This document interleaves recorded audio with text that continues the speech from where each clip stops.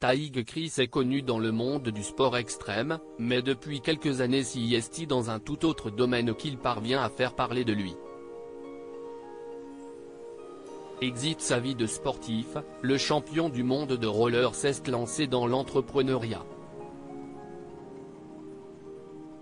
Il a connu les rollers dès son plus jeune âge et enchaîné les distinctions, mais s'investit en 2010 que son talent le fait connaître aux yeux du grand public.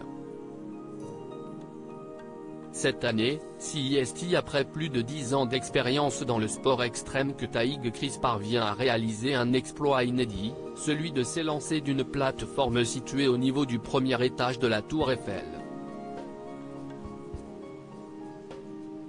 Une chute de 12,5 mètres dont la réception s'est effectuée sur une rampe 30 mètres qui restera gravée dans l'histoire.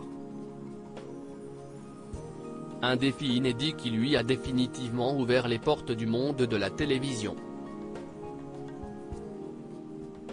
Koh-Lanta, Pékin Express, Danse avec les stars, Splash, Le Grand Plongeon, Qui veut gagner des millions ou encore Fort Boyard, Taïg Chris enchaîne les apparitions dans des programmes incontournables.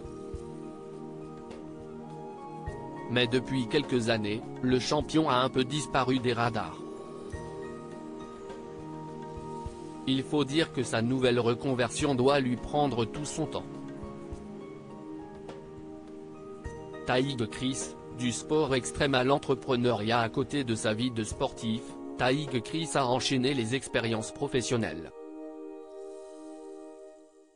Il s'est d'abord essayé à l'animation, puis a été consultant auprès de plusieurs médias, mais s'investit en 2014 que sa vie prend un nouveau tournant avec la création de sa propre société de télécommunications, dont il est maintenant le PDG. Un choix qu'il n'est pas prêt de regretter comme il l'a déclaré dans une interview accordée à BDM.